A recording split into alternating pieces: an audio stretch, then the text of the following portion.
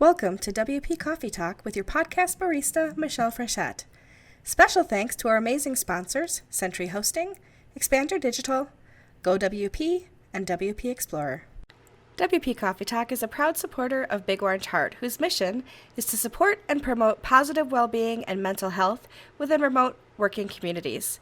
Please consider a donation to Big Orange Heart to continue to support this great mission. Welcome to WP Coffee Talk, where I get to talk to people in the WordPress community all over the world. And today I am talking to Adrian Tobey, who is the CEO at Groundhogg, where they build epic plugins. You can see the Groundhogg in the back there waving at us. I like that. Pretty cool. So it's exciting. I get to talk to people all over the world. Sometimes they're basically in my backyard. In this case, Adrian is right across Lake Ontario up in the Toronto area. Hi, Adrian. How are you doing today? I'm good. How are you? I'm good, thanks. It's hot, isn't it? It's very hot. I have, hopefully you won't be able to hear it too much, but I have the AC blaring in here. And actually, it just went off, so hopefully you won't have to hear it too much. There you go. Well, hopefully you don't start sweating too much either then, because it's a hot day. It's a July day today, and yeah, it's been a brutal year. I mean, COVID, murder wasps, hurricanes, earthquakes. I mean, I don't know what else there has been, but you know, now we get record high temperatures as well. I'd like to say I can't wait to see what the fall brings us, but I'm actually just hoping that the rest of the year is gentle, because like I don't want to like. Let's just move into 2021, and we'll just call this one a wash. And yeah, let's not poke the bear. I actually just tweeted out just about 20 minutes ago that if 2020 was a book, it would be a post-apocalyptic thriller where there was mayhem and catastrophe everywhere, but you'd turn to the back of the book to see if everybody made it through okay, and somebody ripped out the last 20 pages, so you really have no idea. I look at more as like a reading a series of unfortunate events, because I can see it happening everywhere else except in my own house. That's it. Lemony Snicket is behind 2020. I knew there was somebody, some evil mastermind. That must be it. Too funny. Well, anyway, welcome to the show. It's really good to have you here. Nice to meet you. I always tell people how I know people, and I don't know you. This is the first time. I don't think we've actually interacted on Twitter, anything like that before now. So it's my distinct pleasure to meet you today face to face and start the beginning of a beautiful friendship. Of course. The pleasure's mine. Thanks for being here. Tell us a little bit about yourself and what you do. Yeah, so my name is Adrian. I am the CEO and founder of a WordPress plugin company called Groundhogg. We help small businesses launch their funnel, grow their list, and scale their business using proven digital marketing and automation tools. That's fantastic. I love that. And you were right. You have that elevator speech, like right down pat. So if people are wondering what that's all about, we are definitely going to do a deeper dive into what happens at Groundhogg. By the way, there's 3 G's in Groundhogg, 1 at the beginning, 2 at the end. So if you're listening and you don't know and you want to look that up, as I always say, that'll all be in the show notes too. So make sure you go to WPCoffeeTalk.com, find Adrian's episode, and you'll be able to get linked up to all the things we talk about today. Tell us about your mug. You have a mug with you. Tell us what you're drinking. I have. Tell us a story. My Groundhogg mug. It actually has lipstick on it because my mother, who works in the same office as I do, is just over there, and she was using it. But I nabbed it just for the purpose of this, and I'm 23 years old, so I appreciate instant gratification. Mm-hmm. So in my mug, I am drinking espresso. Nespresso. Espresso. Comes out 30 seconds or less. And, so you and George Clooney have something in common. That's what I just heard. Yeah, I have a machine in the office. I've got a machine at home. There's machines everywhere, although it's a little bit more difficult to like get to it. So I'm drinking like the fake Nespresso pods right now, the ones that you can just buy at like the shelves at the grocery store, because they lost their patent on it. So it's not Nespresso only anymore. There's other brands that do it. So I'm drinking those ones at the moment. Okay. Too funny. So your mug is a Groundhogg mug. It is. You know, I do have a funny story about it. Tell us. Of course. As a business owner in Ontario, we get to write a lot of stuff off, as lots of businesses get to do elsewhere. So I needed Christmas presents for a large amount of people, and you know, business owners are generally busy people. We got stuff to do. So what is the fastest and easiest way in order to spend the least amount of money, write it off, and get 20 or so people Christmas presents all at the same time? So I went on like to Vistaprint and I just ordered 20 Groundhogg mugs, and I just shipped them everywhere. Like, here's your mug, here's your mug, here's your mug. Merry Christmas. My parents might have gotten these this year too. Just saying. It's you know, it's great because all we need to do for like presents now is just, you know, buy branded stuff, and it's a business expense. It's great. Exactly. It's fun for sure. Yeah, I mean, if you want to send one of those over to Rochester, I'll use it on the show even, you know? I mean, there we go. Hook me up, dude. It's a deal. Okay. I have one pre-packaged. It's sitting right there waiting for my label. That's awesome. Well, I actually have a different mug that I've ever used on the show. It's hard when you're into your 130th or so episode to have a different mug every time. So of course I recycle them, you know, use them again and then. But this one has never been on the show before. So this is my very cute bone china teacup. And here's what's really cool about it. And I am drinking tea because it's after 5 and I've already had a lot of coffee today. But look, it has a top. You can keep your tea warm. Isn't that cute? That's very cute. I'm drinking my turmeric tea, and my yogi label says, appreciate yourself and honor your soul. So there's our good word for the day. So tell us, how did you get started with WordPress? So I got started with WordPress about, I want to say 6 years ago. I was in university at the time, and my parents, who I work in the same office that they do, they own a separate company. It's an agency, digital marketing agency here in Toronto.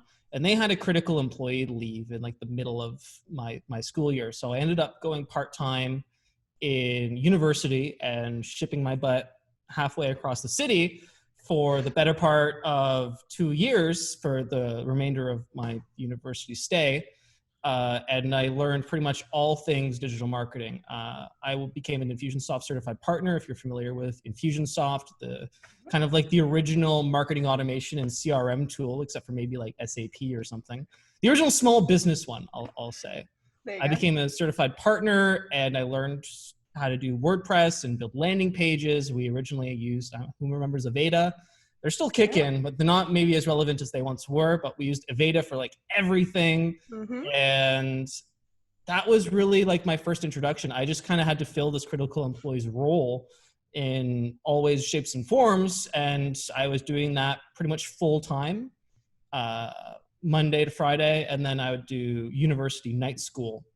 Mm-hmm. I did that for 2 years until I dropped out of university. Like the typical like founder like glory stories, like they dropped out of university and they go found a company. Right? Oh man, you and who is the founder of Apple again? What's his name? So we don't need that formal education. Nah, you've got the School of Hard Knocks right there, putting yourself through all of the stretches and everything as you go. So yeah. That's so awesome. my first real introduction to kind of like the WordPress business. So not necessarily just like an agency doing websites, but like dealing with WordPress community and, you know, pricing and selling stuff to other WordPress agencies and people was Infusionsoft had a fatal flaw. Their web forms, you know, the stuff that collects the most important thing, the most important asset of your business, somebody's email address, were just absolutely terrible at the time. And they looked like they came straight out of like 1997, the year I was born. And they hadn't been updated since. And you're like, come on, guys, it's like 2015 or what? Yeah, 2015 at the time. No, that's too early. It's 2016. It's 2016 at the time. And it's like, come on. So my first foray into building WordPress products is I created a product called Formlift, which is still around and still solves this critical problem that they haven't fixed yet.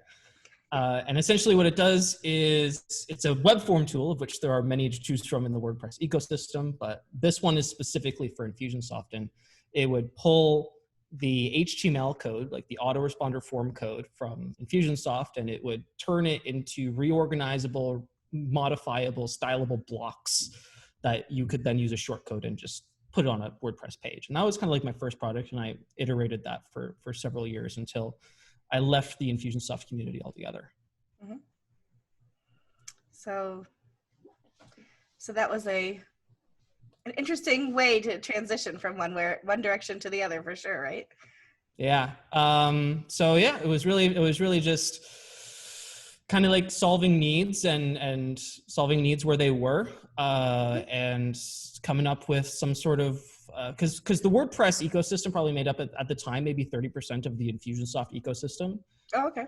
And so lots of agencies implementing Infusionsoft for small businesses. Those agencies would typically also use WordPress. So I would sell FormLift as a package to those agencies to make their lives easier. It made the agency's life where I was working at the times easier. And yeah, that's kind of just where awesome. that's where I started. Yeah, I love that everybody's WordPress store origin story is a little bit different, but also a little bit the same. You know, we all kind of find it and then find our niche within it and kind of carve out our space, which is pretty cool. When you look at other people's websites, maybe even your own websites from time to time, what is something that you think that we as designers, developers, builders don't focus enough attention on that would make websites better for the end user? I'm going to skip, if that's okay, the better for the end user part. But as a builder, designer, and developer and CEO, there is something that I've come that afflicts us on a deep spiritual level that prevents us from getting results for typically either ourselves or the people that we work for. Okay. And that is our inability to ever make anything public or to essentially to launch it. Right. And we spend so much time designing and over designing and then redesigning and overbuilding, rebuilding, and then overbuilding whatever components of our site that we actually are trying to use in order to get a result, make money, get readership, whatever, get an opt-in, get an email address. We typically spend so much time on this process that we lose sight of the actual result that we're trying to get. The launch of whatever product you're building becomes a result in and of itself, but that's not really what the original intention was.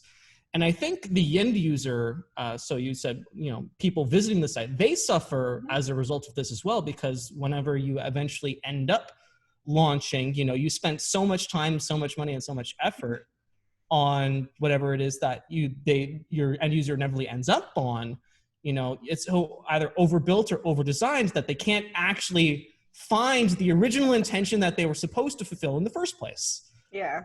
So I think a lot of builders, and myself included in this, because we're all afflicted by a need for perfection, need to take a step back. And my process, I like to always start off with a minimum viable product, an MVP. This is probably an overused term, but if it's a page with like some words and a form on it that collects an email address, like that's good enough. Right? And you show that to some people and you're going to get some feedback, and then you implement the feedback, and then it's a constant iterative process. We as designers suffer from thinking that projects have an end date. And I don't think that's true.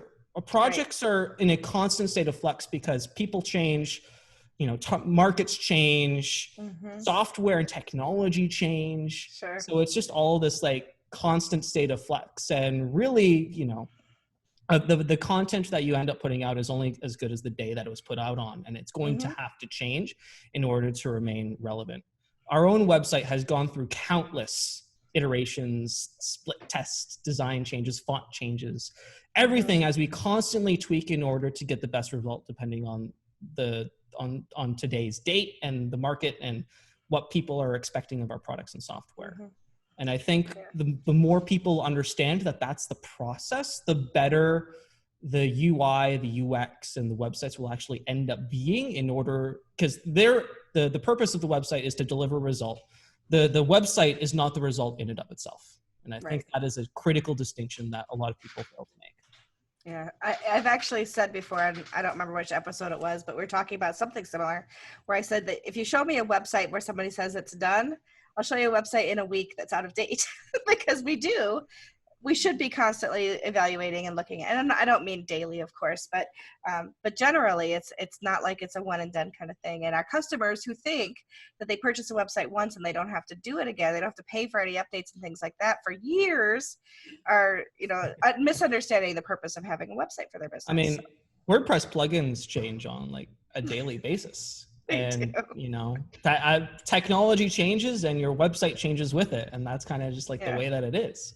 Absolutely. I remember all those people who wanted to go screaming, digging in their heels that they wouldn't use Gutenberg, and yet it's not that bad. It's not that big a deal. I use it. I like it. I think too. It was a positive change, and I think it's gotten better and better too. Of course. Absolutely. I was actually talking about Gutenberg earlier today, and I said grievances were amended in the last 18 months. And I think it's a solid product for what its purpose was. I'm sure some people don't necessarily agree with that, but it pushed the envelope for WordPress and the community in general. There's a lot more plugins moving to a JavaScript UI first approach, and I am in the middle of the process of doing that for our own technology stack. And JavaScript first is, after working with it for a few weeks at this point, maybe a month, it's just better. There you go. I love it. Learn it deeply. That's what Matt said. Yeah. That's awesome.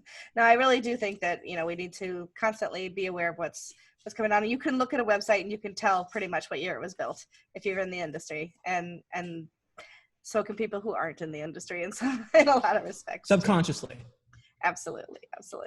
What's something that you wish you had learned earlier in your WordPress journey that might have made things a little bit easier for you in the long run? Charge more. That's that. If I this is my default answer, because I learned that I should be charging more a year into my business. And the moment I started doing that, literally everything changed for the better.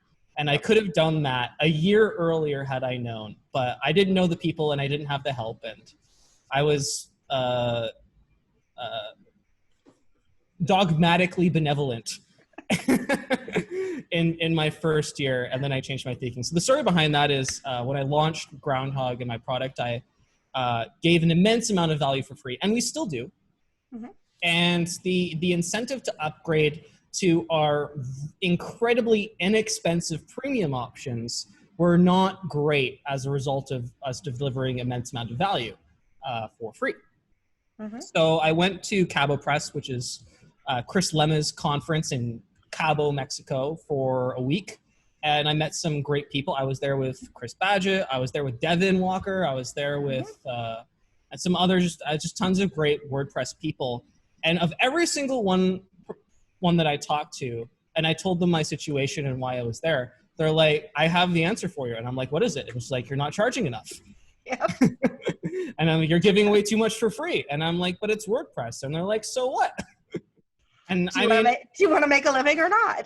It's like, you're a business. You got to make money. You have mouths to feed. I have employees. It's like, I have a fiscal responsibility and a duty to have an organization that produces revenue. And if you're giving away, all your secret sauce for absolutely free, guess what? There's no revenue. Right. So I'm almost, I want to say 4 weeks after Cabo Press, I had everything kind of ready to relaunch with new pricing. I raised a ton of money by giving everybody, like, this is your last chance to lock in at this price. And I raised a ton of money in the week ahead of my new pricing. I launched it, and ever since then, it's just been glorious. I actually have a profitable company, which is nice after a year. And not a lot of companies can say that. So I'm really proud of my team and for helping us do that. And that's great. Yeah. That's awesome. And that's a great answer. And that's my answer too. So when I was first building websites, I started a freelance. I quit my day job, started a freelance, and I was charging $300 for a website. And I realized very quickly that I could do 15 of these a week. Well, first of all, you can't do 15 websites a week. Unless they're really shitty websites, right? I mean, let's just call a spade at that point. It was just like nasty. Right. I look back at those sites and I was like, oh, of course it was this. I'm old enough that this was pre-mobile responsiveness, right? So all of that. I wasn't worried about SEO because I didn't do that for my customers. So it's like, yeah, it was. I mean, I've learned a lot since then. Let's just say that, right? So and then you quickly realize that if you can charge $2,000 or $3,000 for that same brochure website, you don't have to have as many customers to pay the bills. What's incredible to me was that I thought that I would lose customers by charging more. Yeah. And it had the exact opposite effect. because my problem was actually that it was so inexpensive that people thought it was too good to be true. Exactly. And as soon as I upped the price, I was all of a sudden became a way more serious option to a lot of businesses, because I was now priced in the same echelon as some of my SaaS competitors, ActiveCampaign, Infusionsoft, HubSpot. Well, maybe not HubSpot because they're incredibly expensive, but I was now a more viable option in the perspective that, okay, so he's charging for what he's selling, therefore it must be good. Right. And that was an incredible realization. It was like a eureka moment for me when I was told this, and Chris Lemma, I think, pointed this out specifically in a side session at Cabo Press. But your pricing should definitely bring value to what it is that you're selling, for sure. Yeah. And not only that, so now I have more customers and they're paying more. So it was just good news all around. I want to say that we have a freemium model. We have a free core, and then we have paid plans. We have around like a 45 to 50% conversion rate. That's wonderful. That's amazing. Yeah, good for you. That's really good. And it speaks well of how you're running things over there. So congratulations on all that. That's great. Thank you. I know you've been to WordCamps before, and I know you've been to meetups and things like that, I'm sure. So when you think back over your WordCamp experiences, meetup experiences, other WordPress type events, what's a moment or two that are kind of pivotal for you? Other than, I mean, we talked about Chris Lemma and changing your pricing. So let's focus on something different than that one. But, what's something that to you was one of those aha moments that you discovered or met somebody at a WordCamp or a meetup? Well, at a WordCamp or a meetup, so I've been to two WordCamps. Both of them locally are our local WordCamps in Toronto. Unfortunately, there wasn't one this year or last year. So I did it in 2017 and 2018. I spoke at both of them. So did I. Pardon? So did I. Okay, I'm sorry. What was that? So did I speak at 2016 and 17, 2015, 16, and 17, I think. So we were there together. At the Toronto WordCamp? Yeah. Oh, well, I'm sorry I missed you. I know, me too. Small world. It is. At the 2018 one, I had a presentation about adopting digital marketing tools, or why WordPress should adopt digital marketing tools, because it was very Gutenberg focused at that time. They're like, Gutenberg is coming, so all of your presentations should be Gutenberg. And I was like, okay, well, how can I frame digital marketing from, like, because that's who I am. I'm a digital marketing guy. I'm an email marketing guy. That's what I do. So how do I frame Gutenberg into kind of like words that somewhat correlate to Gutenberg? And I had a presentation. I was like, everybody should be focusing a lot on what I was talking about earlier, minimum viable product, and that iterative approach, and how you should have the least amount of work to accomplish a simple thing. Like if you go to a website and the form is to get a white paper off of the site, either the site download to click your quote now, your quote form should not have a million steps. Right? It should have one step, and it should give them some sort of like instant result for whatever it is that they asked for. And a lot of people were like, what? Yeah. And as at the end of that talk, at the end of that presentation, I had a lot of people come up to me and it's like, wow, I learned a lot, and I'm really grateful for you sharing that with us. And that kind of like this was at the start of Groundhogg too. So I just felt really validated that maybe this, this thing that I was just about to start, and I didn't even have like any customers at that point. And I'm like, well, so I guess maybe I should invest some more time in this and really kind of move the needle, because obviously my thoughts that I embed into our software and our plugins are actually helpful, or at least people find them helpful. So that was a nice moment. I can't say that I went to a presentation where I had like a massive eureka moment. If I did that would be me fibbing. But it was, and in terms of WordCamp, I just really liked that experience, because it kind of told me that we're onto something here. Yeah. Can I tell you my eureka moment? Which was absolutely, please do. This is a funny one. I was fairly new into WordCamps. Might have been my second WordCamp. It was WordCamp Toronto. It was back when they held it at the the other campus. I can't remember what it was called out there. But So not down. there are two. There's the one downtown, which was at the It Ryerson wasn't there. campus. Yeah, it was the other No. one. So there was one in North York, which was the 2018 one, which was the community city hall area. Yep, that was before that though. It was the 2017, 2016. It was probably 2015 that this actually happened. So I'm sitting in this college room, and somebody's giving a talk on WooCommerce and how WooCommerce is free and how much you can do with WooCommerce for free, and 35 minutes of how free it is and all this stuff. And I didn't want to be the person to raise their hand and be like the total asshole in the room, if you will. So I waited till afterwards, and I walk up to the guy, and poor guy, I don't even remember his name now or know who he was, but I walked up to him, I go, so isn't WooCommerce a bit like a free puppy? And he says, what do you mean by that? I said, well, the puppy's free, but do you know how much money you spend on that free puppy in the first 3 months that you have it?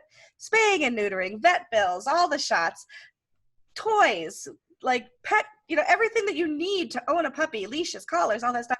I go, WooCommerce is free, and yeah, you can do a bunch with it, but if you really want it to work well for you, you got to put it through obedience school. You got to get all the different add-ons that work to make it work for you. And not, of course, not every plugin is like that, because I give WP, for example, is not like that. And I haven't used Groundhogg yet, but I'm sure yours is very robust as well. But it was funny to me, and it gave me that thought of free plugins are great, but be careful that you're not investing your time and energy into a plugin that actually is going to have a lot of hidden charges if you're not careful going forward, like shipping and all those other kinds of add-ons that you have to pay for to be able to do that. So we're upfront that anything worth doing, you gotta spend money to make money. Absolutely. Which is why I think we have such a high conversion rate from free to paid. It's like, hey, listen, absolutely, if this is what you plan on doing, we're here to help you, but that's not, our time is not free and our software. Exactly. But being upfront about it is the thing, right? So you have a pricing page, Give has a pricing page. At the time, WooCommerce was just not as upfront about those kinds of things. And that for me was that aha moment, is I never wanted to be part of a plugin that buried those costs and made it sound like you could do everything you ever wanted without any financial investment. So that was the aha moment, if you will, is to make sure that you're upfront with those kinds of things. And I think we see a lot more of that now than we did 5 years ago, for sure. I'm just going to pivot back to my Eureka moment from Wordpress, which was charge more. This is less important, but one of the other things I learned is that, if you're a for-profit business and your intention is to create revenue, feed mouths, and help people, remove free from your website.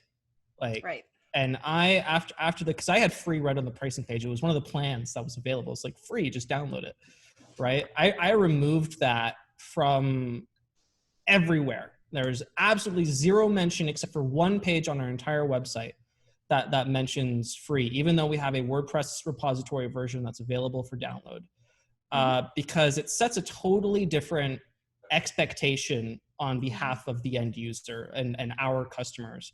Is that, hey, listen, we're not here to eat granola, and we're not here to, do the hand holding and the free support and whatnot. This is a business, and if you want results, we are here when you want to invest in your own results. Yeah. Right. Yeah. It's not a charitable organization. It's a for-profit organization.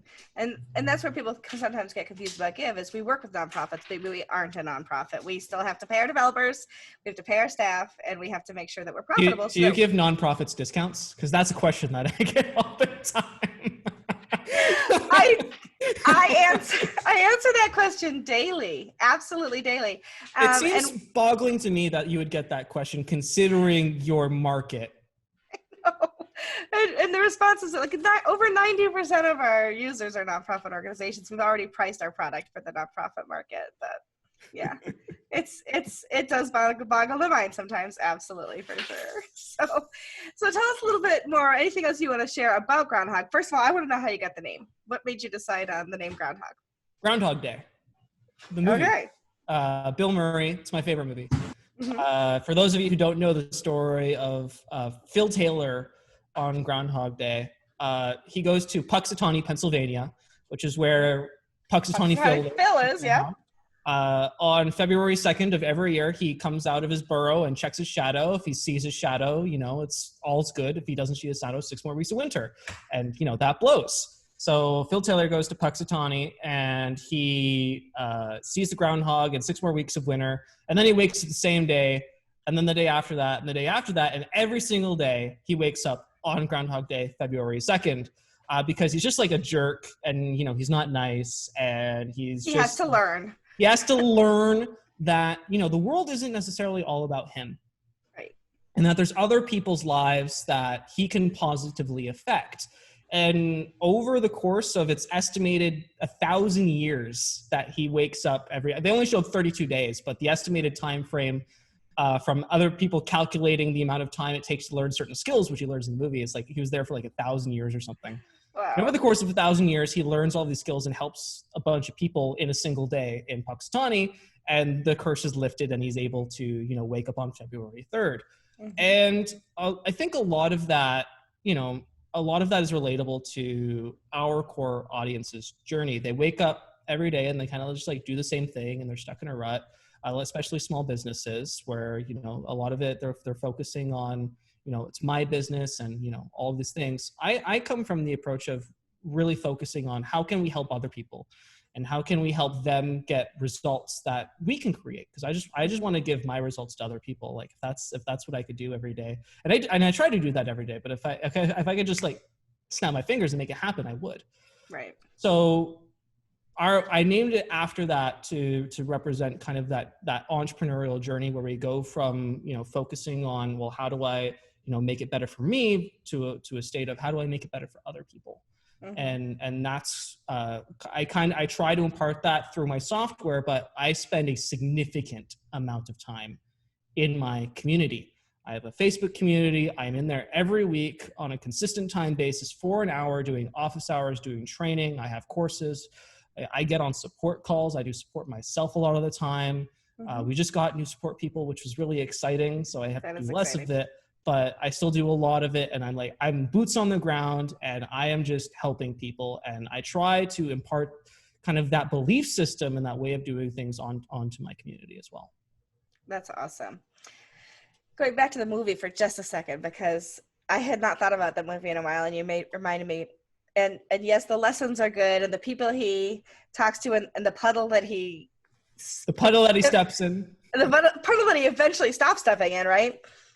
Those are all great, and like everything makes you laugh a little bit. But the funniest part of that whole movie to me is that every single day he wakes up to Sonny and Cher singing on the radio.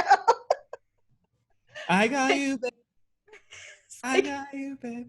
Yeah. It's like I like that song, but if I had to listen to it every single morning when I woke up, that would be my personal hell, which actually is what the movie's about, right? So he's got to learn how to get himself out of that purgatory, so to speak, in a way. Yeah. So I guess Sonny and Cher is purgatory for whoever wrote that movie. Do you know the original premise of that movie was that he before he goes to Puxatawny, he was supposed to eventually sleep with a girl and then break up with her like the next morning, and then she ended up being a witch and she put a curse on him until he's able to make another girl love him in a day, which is what happens in Groundhog Day. Is the female lead eventually, you know, mm-hmm. swoons, and you know they get together, and that's Andy McDowell. I think it was Andy McDowell, right? Yeah. And so minus the sex part, that's almost a Disney movie. But at the last minute, Bill Murray actually decided let's just scrap that, because the movie is way more profound if you ditch that first scene. And I think that's true, because it's actually entered into the like cinematography like vault, like the American whatever it's called, the historical films vault, as the most philosophical movie of the decade. Oh, that's really cool. Yeah. That's very cool. I love that, actually. And I love that that's like kind of what led you to naming the business. It's always interesting to me to hear why people name businesses what they do, especially if it doesn't have the word in it of what you're doing. It's not like CRM land or something like that, you know? So, not like Active Campaign. It's not HubSpot. It's this totally obscure name named after a movie, named after an animal that only exists in North America. I get messages, they're like, what the heck is a groundhog? I'm like, it's like a fat squirrel with no tail. Someone picture, they're like, the heck is this? I would say picture a beaver without the flat tail and you've got a groundhog. I had no idea that groundhogs were only native to North America. And they're not even called groundhogs in Canada, actually. They're called gophers. They're called gophers. See, for us, gophers are something different than groundhogs. It's like this total, it's obscure in so many places in so many ways, but I guess it doesn't matter for a lot of people. we call them woodchucks also. So groundhogs and woodchucks are the same thing. Yeah. Don't ask Siri how much would a woodchuck chuck, because you'll get the answer, by the way. But you'll get like 7 different answers. So maybe do, if you're really bored someday, listen to that. Let's move into the rapid fire questions. I ask them rapidly. You take as much time as you need to answer them. I just call them that because it sounds fun. First question. What are 2 or 3 must-have plugins that you would recommend to somebody building their own website? Well, you got to have Groundhog. Well, duh. Of course. You gotta, because the list is the most important asset of your business. Mm-hmm. Without a list, there's literally zero monetizability or anything, especially if you're planning to sell. If you're planning an exit and you got no customers or no email addresses on the list that you can exit with, it's like, good luck. Mm-hmm. So you got to have a list. We'll help you build the list through CRM, opt-in funnels, all the good stuff. But I won't spend too much time on that because we already talked about it. Next plugin I would recommend, well, you definitely have to have, especially if you're doing high volume, high traffic, you have to have an analytics tool. I invested in analytics way too late in my business, and I went and got Monster Insights from Automotive and Syed Balki and that whole group, and it's provided a significant amount of insight into how people consume specific content on my page, and it's allowed me to optimize a lot of stuff and just make the overall experience a lot better. So go get yourself some sort of analytics tool. There's like free ones from Google Analytics now. I think it's called Web Insights or Web Tools or Google Web Tools or something like that that you can go get. And number 3 is, Elementor has just made my life significantly easier. I don't have to go through the struggle with Aveda that I used to have to, or it's like change block and then preview and then change block and then preview. No, Elementor has made my life significantly easier, and I think our site looks, pretty ballin'. I think it looks really good. It looks really good. I looked at it before the show tonight. So if you like Elementor, that you might be familiar with Ben Hines, who works with Elementor. And I am. I've never met or spoken directly with Ben Hines, but I did recently speak to Zvi, who is their kind of like their partner relations person. Awesome. Well, Ben was on the show, and his episode is out. So if you get a chance, go listen to Ben's episode of WP Coffee Talk. And if you don't have a lot of time, just skip to the end, because the question that I asked him about what his hidden talent is he can do impressions, and he does the most spot on Matt Mullenweg impression you will ever hear. So was there another plugin? I kind of cut you off there. So those were 3. That's 3. Okay, perfect. At any point in having your business, or even, before you built your business, have you had a mentor, whether through WordPress or through business building, official or unofficial, and who was it? I have 2. So I would be remiss if I did not include my own dad in this list.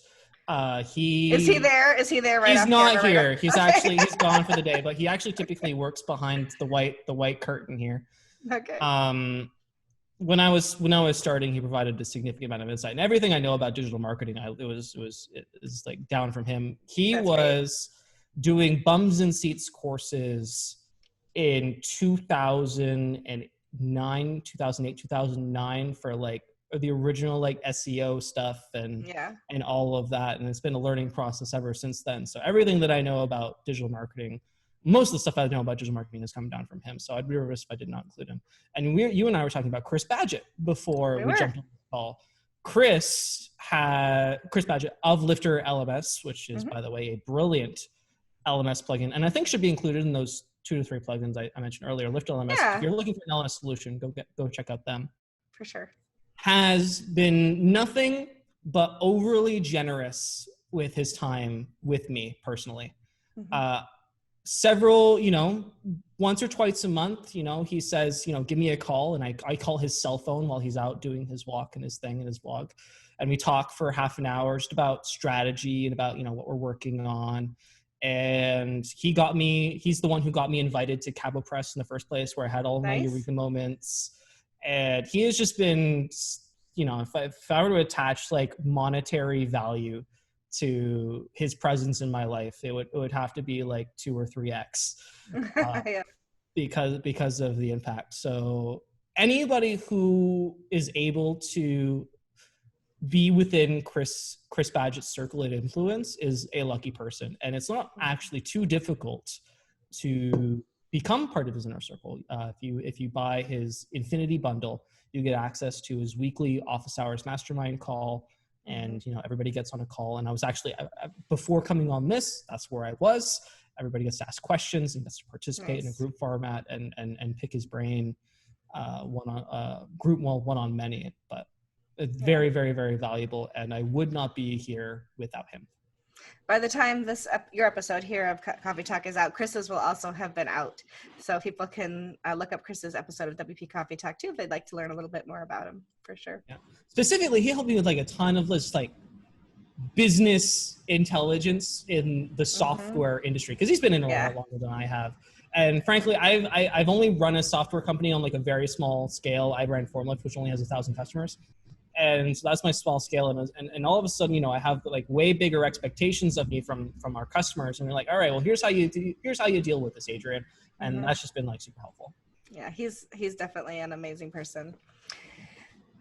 Who is somebody that you admire in the WordPress community and why? And you can't name somebody you've already named. I can't name somebody that I've already named. No, because we already know how great they are. I'm gonna throw out Michael Short's name. Okay. Michael Short is he runs a company called WAS Pro, and WAS, websites or WordPress as a service, is kind of like a budding industry that's been around for a couple years now. It's probably older than that, but I've only been exposed to it for a couple of years, and I'm sure it's older than I'm aware of it, but I haven't heard of it before that point. And it's basically there's a group of people who build like WordPress on multi-site, and they acquire their plugins, and they essentially create niche specific multi-sites and charge monthly recurring revenue, and they basically turn it into a SaaS, and that's their product. And he has managed to create an extensive community and several revenue streams, and he does it all by himself. And he does that just by being a master of delegation and time management. And I think that those are just two incredible skills to have. Some of those skills I lack still, especially delegation. My team is growing slowly but surely, and I have trouble giving stuff up. But because those were the jobs that I did, and like I know how to do them really well. But now I just have to trust other people to be able to handle it to the level of expectation that I have of myself. Absolutely. And he just does that really well by having like remote teams and all of that stuff. And I think he's built an incredible business, and he sends me a lot of business. That's great. I love it. It's great to have people that you admire, and it's always nice to hear that they aren't the same people, interview to interview, so to speak. So many amazing people in the WordPress space that people are able to look up to and learn from. It's a great thing. What's something that you'd still like to learn in WordPress that you haven't tackled yet? Well, I mean, at the moment, I'm going through the React learning curve and translating a lot of our infrastructure and our user experience into a JavaScript first approach. So that's been a learning experience, and we're currently in the middle of that. And had you talked to me 2 weeks ago, I would have been said, that's the experience that I think that needs to be tackled. I also have yet to visit a large WordCamp. I was actually scheduled to go to WordCamp Europe this year. We had an Airbnb and the whole thing booked, and we were going with the team. I was actually going to do something called the Camino de Santiago the month before that. So, so I did it once in 2015. It's a 1,000-kilometer walk where you walk from the northeast corner of Spain all the way to the west coast. It takes about 30 days, 1,000 kilometers. You walk on average 30 kilometers a day. I did it in 2015. I was going to do it again this year. And immediately after finishing, I was going to ship my butt down to Portugal and go to WordCamp. Yep. And all of that fell through, which was really disappointing because of, pandemic. But I have yet to go to like a big WordCamp and experience the raw and all of that stuff. So I hope I get to do that at some point. Hopefully 2021 will be a year that we can get some of those bigger ones going again for sure. Absolutely. What's one of the biggest mistakes you've made in WordPress, and what did you learn from it? Oh, so many. You name it. Undercharge, waste money. Okay, so when I first started Groundhogg, I knew all of this digital marketing stuff. I knew how to set up like a Facebook ads campaign, generate images, write copy, all of this stuff. And I didn't have any customers yet, so how do I get customers? You run Facebook ads. So I ran Facebook ads, and I spent $3,000 of seed money that I raised from my grandfather. And I spent $3,000 in like 2 weeks and got $0 in return. Wow. And that was just like an incredibly painful experience because you got so much budget, so much time. So I just scrapped Facebook ads, and I haven't run any PPC since. And it's all been word of mouth, but it's been working for us so far. I'm highly curious in reinvesting now that we actually have reviews and we have customers and we have, a decent product. So I think at this point in time, throwing, gas on the fire, as it were, would probably actually end up in some sort of return on investment on Facebook ads or Google ads or any of that stuff. But I had literally zero proof or like presence when I ran that original campaign. Wow. And that was a mistake. But I didn't realize at the time that would have been a mistake. I'm like, because I created Facebook campaigns for other businesses I used to be in the digital marketing agency, and we created Facebook campaigns. They had customers and they had, reviews, and they had all the experience. So I'm like, why would it work for me? And I was missing kind of that critical component, and it kind of just like fell on its face. So that was a learning experience for me. What's your proudest WordPress moment? Oh, 57 of my proudest WordPress moments are listed on our WordPress repository page. There you go. I love it. That's awesome. That's a good answer. If you weren't working in technology and web technology, what's another career that you might like to try? I was going to build boats. Okay, then. I was obsessed with the nautical lifestyle as a small child. And I was this close to shipping myself down to Auckland University in New Zealand, where they have the best, nautical industry program where you learn how to construct Goliath ships or small schooners or whatever. And I was this close, and that's kind of like what I wanted to do up until like the end of high school. And then a whole new path kind of opened stuff. I did really well in my computer science courses in high school. We were fortunate to have a computer science program, not all high schools do. And that got me into the University of Toronto here in the computer science program as a specialist. And that was really fortunate until I dropped out. But that was a good experience, and I ended up going down that path. The other opportunity that I had was I was going to be a jazz musician. I got accepted to McGill University, which is in Montreal, Quebec. And I was going to go there for jazz trumpet, but that didn't end up happening either. Well, those would be kind of cool alternate. I'd be a lot more broke if I went to McGill. So you're a musician. How does that pay the bills? Exactly. It doesn't. Exactly. Here's a great joke. How does a musician make $1 million? I don't know how. They start with 2. 2 million. Good one. That's a good one. I'll tell you my favorite joke at the end here. What's something on your bucket list? I mean, you're a pretty young guy. You're less than half my age, so you should have a bigger bucket list than me, I hope. Well, pulling from my nautical history, it's always been on the bucket list to do a circuit around the world. I don't plan on doing it on a small boat like some people do. So Groundhogg needs to be a little bit bigger in order to afford that journey. And, have one of those like satellite Wi-Fi sticks so I can work on the boat in the middle of the Atlantic. So your business is Groundhogg. Your boat should be Seahog, just so that you have covered both. Well, I have several organizations. I have Formlift, I have Groundhog, and we started a new one called Mailhawk. And Well, there you go. so I'm sticking with the kind of like the Animal world. animal theme. And I think I might maybe like Seahorse or like something like that. I don't know. Well, that would work. Yeah, you never know. So when you're in the America's Cup, you just let me know. I'll watch. That seems that I plan on doing mine a little bit more leisurely than the America's Cup. Okay. Yeah, I mean, I've seen those races. I've watched those races. They're brutal. Yeah, like brutal. weeks on end of just brutal sacrifice. Yeah. It's like that Naked and Afraid. In 21 days, they like lose 50 pounds. Like that kind of intensity. Yeah. Yeah. Only they get to keep their clothes on, which is also a good thing. I mean, they might as well not be for the amount of like water they have. That's probably true too. Although there are certain parts of your body you just don't want to get sunburned. So anyway, moving right along. Show us or tell us about a hidden talent that you have that the WordPress community might not be aware of. I build things. I that's kind of like where in again going back to high school. Or further before high school, I built a lot with Lego. That was kind of like my childhood entertainment was Lego.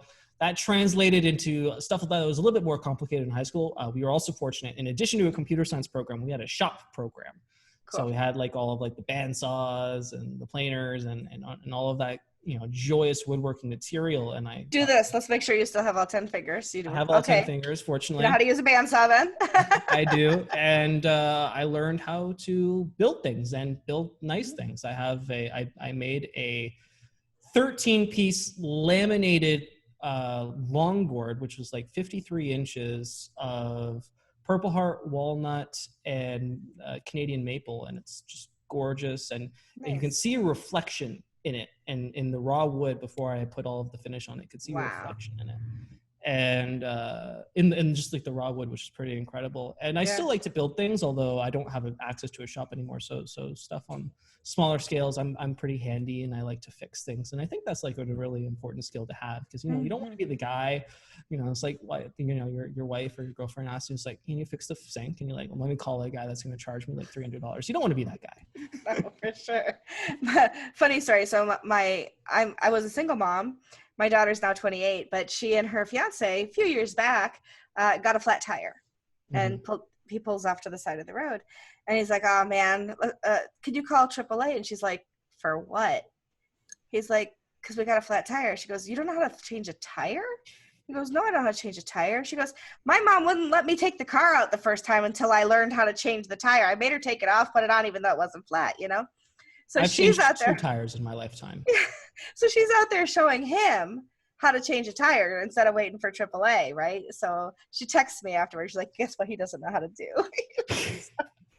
So yes, learning how to do things like that for yourself is absolutely a good skill to have. Yeah. Absolutely. Let's see. So how do we find you online? Tell us about the website, social media, those kinds of things, wherever you would like people to find you. Yeah, let's do it. So Groundhogg with 2 G's at the end, .io is the website where you can go to learn all about our software and how we can help you launch your funnel, grow your list, scale your business.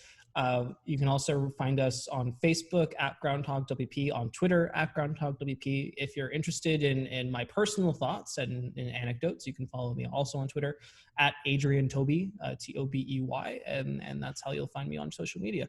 I'm a very approachable person, and I like to think that I'm fairly generous with my time and my knowledge, my expertise. So if you ever feel that there's a question that you might want to ask me or some knowledge you think I have that I could impart on you, then you are more than welcome to reach out, and I'm more than happy to share.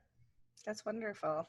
So as I said earlier in the show, if you do want to find those links and you are maybe driving and listening to a podcast at the same time, later on, just go to WPCoffeeTalk.com, find Adrian's episode, and all of the links will be there in the show notes. So we'll have those for you there. Anything else you'd like to share with us before I let you go for the evening? I just want to say thank you for having me on the show. I did the thing where, you know, you have the form on the website and, you know, you're just like, some random person wants to be on my podcast. Like, who the hell is that? You know, I'm just going to ignore that. I'm thankful that you didn't do that. And we got the chance to meet, and it's serendipitous that, you know, your other guests happen to mention my name to kind of solidify that. Yeah, Maybe it's just I'm one of not those. just some random guy. Never. And you know, I do. I ask people on. I mean, anybody can be on the show. First of all, it's like it's not like an invitation only. I want it to be open to the WordPress community, because that's what it's about, is WordPress community. And so you have to go to just go to WPCoffeeTalk.com and click that I want to be on the show. But one of the things I do ask is, how did you hear about us? And that's so that I can do a little bit of vetting, because I don't want to like invite spammers to be on the episode. So I do have a little bit of vetting beforehand. And so, you know, I always look up to see if somebody's using WordPress, if they're part of the community, that kind of thing, before I say, hey, yeah, let's come on the show. But as soon as I looked up your information, I was like, oh, I gotta have this guy on the show. Are you kidding me? So yeah, so it's my pleasure. Thank you so much for wanting to be on the show and for being here today. It's great to meet you. Pleasure's mine. So to everybody out there listening, we'll see you on the next episode of WP Coffee Talk, and look forward to that. Have a great evening. Thanks.